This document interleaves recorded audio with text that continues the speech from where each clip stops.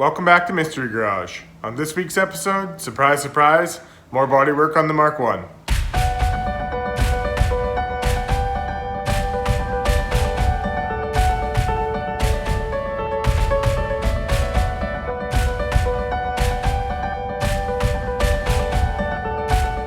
Welcome back to Mystery Garage and my dream Mk1 build. I've talked about it time and time again on episodes in the past, but it's time to actually get this core support, this episode, welded in.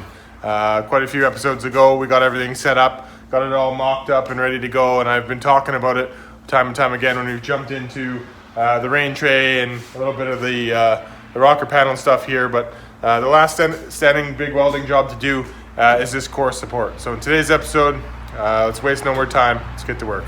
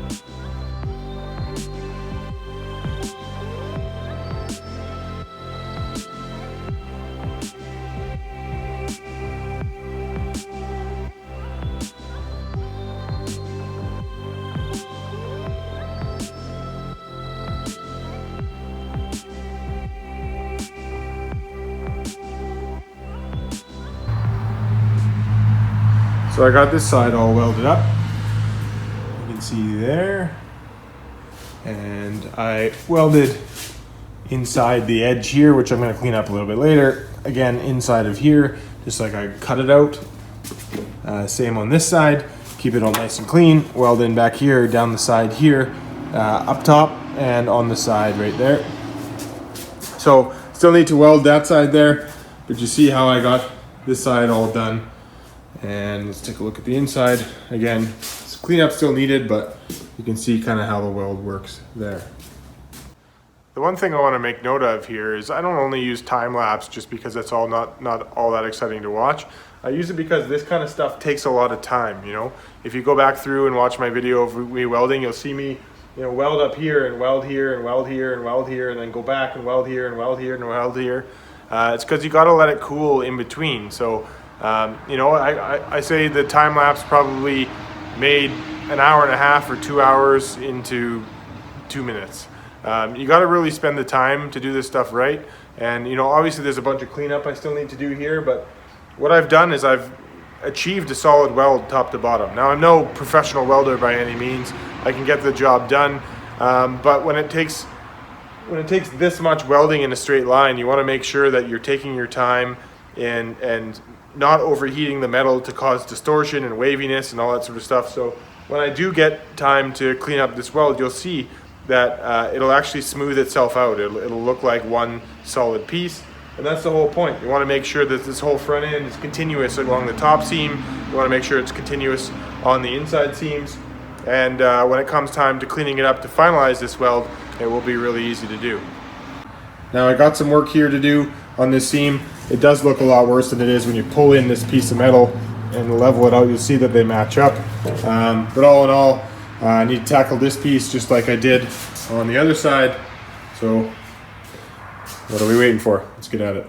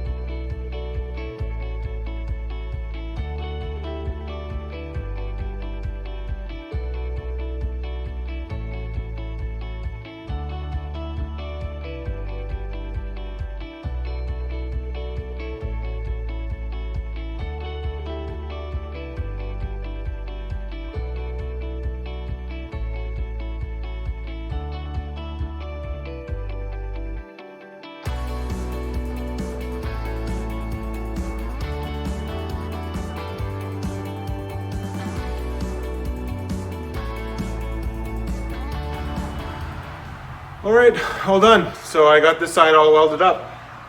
There was a little more hole filling than I would have liked, but you can see it's all welded up. And then we're gonna have to clean it up in a bit. And then again, the other side real quick, same thing. So we're at a point now where this is basically finished welded. It's almost stronger than factory, to be honest with you, because I put a little bit more welding in the hole in there, a little bit more in there than came factory.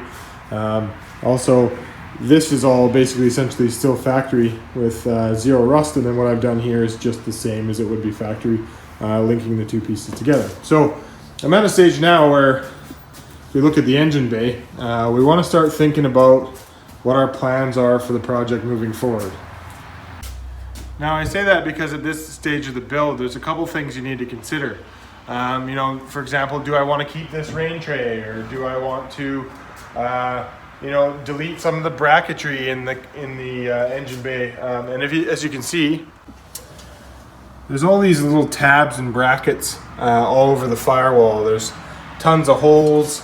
You can see some of my PORs come through, but all these holes have a purpose, and a lot of this stuff has been deleted. This is where the brake booster goes. This is where the what is it? Throttle cable? No, throttle cable there, clutch cable there, engine harness here, steering column there. And then this is the heater core right there that goes into the heater. All these things you gotta want to consider. Do I want to put all those back, and what am I keeping and what am I not? And as far as this car goes, you know, what do we want to do with the build?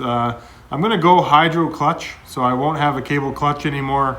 I want to keep the VR6 engine bay clean, but I want this car to be a streetable, kind of everyday use type car. Obviously, I'm not going to drive it every day. I'll drive it only on sunny days and weekends and what have you, and fun, you know, good weather days. But I do want to keep this rain tray. A lot of people do a rain tray delete to clean up the engine bay, but I'm going to choose to keep it. And the reason why is because I want to keep the heater and the fan inside for cabin heat or airflow.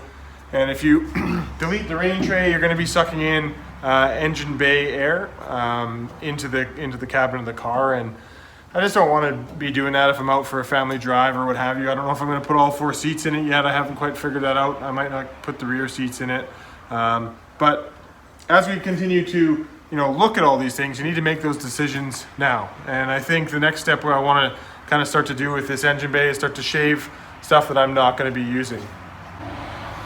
A couple options to clean up this bay. Some people do choose to plate this part here just to smooth out this section. In my other build with my supercharger, my VR6 car, I've showed that this section I've had to cut it out for the supercharger and that sort of thing. So in this build, I want to keep everything a lot cleaner. I want to do things another level farther than I did with my VR6 swap car. So when it comes to a lot of the items in this bay, I want to start to clean all of it up and really kind of do a hidden bay with all the electrical, all the plumbing, as much as we can hide. I've already deleted the battery tray, which was here, so I think we should probably cover this over. Then you start to look at brackets like this. Do I want to keep that bracket? Do I want to get rid of it? What holes, like I just discussed, do I want to fill in there? What do I want to do with all of these tabs? And if I'm cutting these tabs off, what am I doing for the routing of the things like the brake master cylinder? Where do the brake hoses go, or the brake lines go, sorry. And how do they tuck under the car? How's the fuel feed and return going to come up into the bay? Where are those going to be located? And throughout a lot of the stripping of this whole area that I did, I took out a lot of the rubber grommets. Now I'll show you over here on my table. I've collected a ton of the grommets that plugged up a majority of these holes. And I think my decision in the bay is going to be, if I'm not going to use the hole for what was belonged there, I'm actually going to weld it closed. So we're going to do a little bit more metal work in the bay here, which is why I'm not cleaning up these welds quite yet. Because I'll get to a point where I'm doing a ton of grinding and cleaning and sanding and all that sort of stuff in the future, so I'm going to leave that for a later date.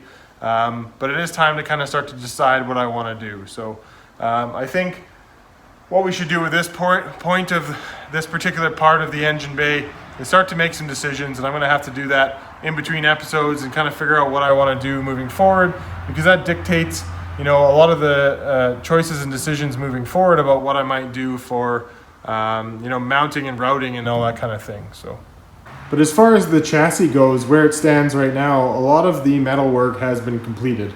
I do have a little bit that I didn't get finished in this rocker area, which I'll finish off camera. But most of the metal repair is now complete. So now it has to do with stripping and cleaning and repainting and all that kind of thing, both the exterior of the car as well as the interior floors and all that kind of stuff. It is a very, very solid shell now, with the exception of the little corner piece, which I'll show you right now. With the exception of this particular piece here. Now you can see I hit it real quick with a wire wheel just to see how bad this particular portion is. And it is actually a lot worse than I originally thought. So lucky enough, went into the parts pile and I have this patch panel. So this patch panel essentially goes just like that. So the next opportunity, next thing I need to do is worry about getting this portion put on there. I did notice there was a little bit of surface, and let me see if I can focus on that. A little bit of surface bubbling here, so there may be a bit of a rust issue there we might have to deal with.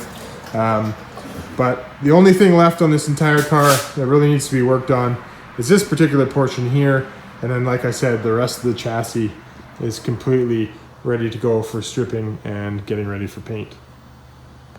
As well as cleaning all this up and starting to really detail the finishing, the paint, the undercoating, the treatments, all that sort of stuff, and all the different finishes. So thanks very much again, guys. Feel free to leave some questions in the comments if you have any. Really looking forward to continuing to move this car ahead. We've gone a long way in the last few weeks to get this whole, what I call the boring section of the body work and repair, as far as, watching this stuff or watching the process. Some of you guys may love this stuff, and I really appreciate everybody who's chimed in thus far.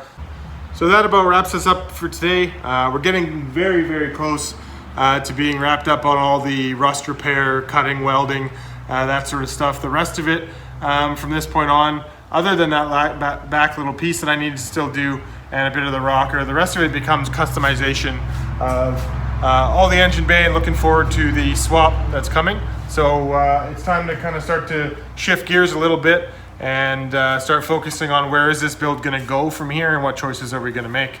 But as far as this week goes, guys, thank you very much for tuning in this week. Really appreciate it. If you have any questions about anything you've seen or where we might be going from here, please feel free to leave something in the comments. I usually get back to everybody as much as possible. So thanks again. Don't forget to tune in next week. Again, I release an episode every Wednesday, so we're going to continue moving this project ahead and get farther and farther along as time goes on. So thanks very much. Until next time, guys, take care.